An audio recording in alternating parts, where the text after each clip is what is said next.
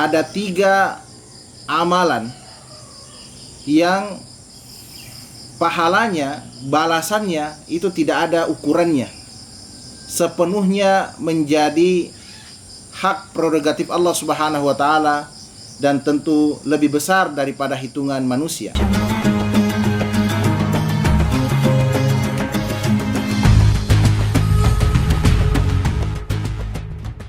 Bismillahirrahmanirrahim. Assalamualaikum warahmatullahi wabarakatuh. Alhamdulillahilladzi ahalla alaina syahr Ramadan, syahrus siyami wal qiyami wal ghufran, syahrut ta'ati wat taubati wal a'malis salihah, syahrun fihi lailatul qadar, lailatun khairun min alfi syahr. Allahumma salli wa sallim wa barik ala khairi man shalla wa sham wa atqa man tahajjada wa qam wa ala alihi wa ashabihi ahli sidqi was siyam. Amma ba'd. Ikhwani wa akhwati fid din rahimani wa rahimakumullah. Pertama, tentu kita bersyukur pada Allah Subhanahu wa taala atas nikmat Ramadan ini yang sudah kita jalani, dan hari ini kita memasuki hari ketiga. Kita mensyukuri ini dengan semua dinamikanya, terutama karena kita berRamadan dalam keprihatinan atas wabah COVID-19 yang melanda negeri kita.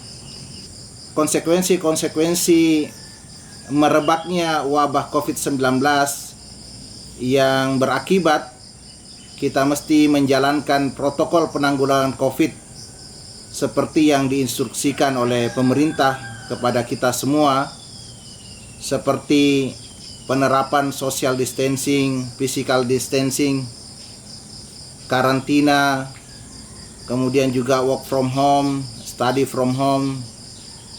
Tentu saja mesti kita terima dengan lapang dada dan baik sangka kepada Allah Subhanahu wa taala. Bahkan sebagai manifestasi dari keimanan kita kepada Allah Subhanahu wa taala, kita juga mesti percaya dan yakin bahwa ada hikmah besar di balik musibah yang melanda negeri kita ini. Ada hikmah besar di balik kesulitan yang kita rasakan sebagai konsekuensi atas wabah COVID-19 yang kita rasakan. Salah satu di antara hikmahnya yang saya kira bisa menjadi pembelajaran awal bagi kita semua dalam sesi kali ini, itu adalah bagaimana kita kemudian belajar untuk menumbuhkan dan menguatkan nilai-nilai kesabaran di dalam diri kita. Karena beribadah di tengah kesulitan, beribadah di tengah kecemasan yang melanda kita semua, melanda masyarakat kita, beribadah di tengah keterbatasan, itu tentu saja memerlukan kesabaran.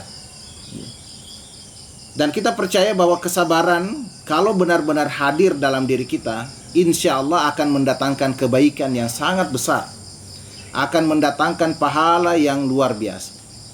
Sebagaimana yang kita ketahui bahwa ada 3 amalan yang pahalanya, balasannya itu tidak ada ukurannya, sepenuhnya menjadi hak prerogatif Allah Subhanahu wa taala dan tentu lebih besar daripada hitungan manusia.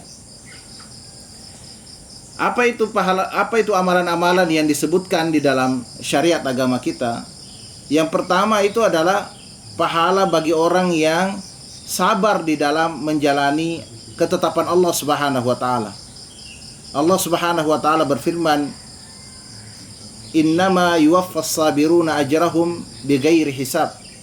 Sesungguhnya Allah akan menyempurnakan balasannya bagi orang-orang yang bersabar dengan hitungan yang sangat tidak ada batasnya. Semuanya kembali dengan Maha Rahman dan Maha Rahimnya Allah Subhanahu wa taala. Yang kedua, di antara amal yang tidak ada hitungannya itu adalah amal puasa. di mana Rasulullah sallallahu alaihi wasallam bersabda, "Kullu amal ibni Adam lahu illa saum fa innahu li wa ana ajzi bihi." Bahwa sesungguhnya kata Rasul sallallahu alaihi wasallam, seluruh amal kebaikan anak cucu Adam itu baginya.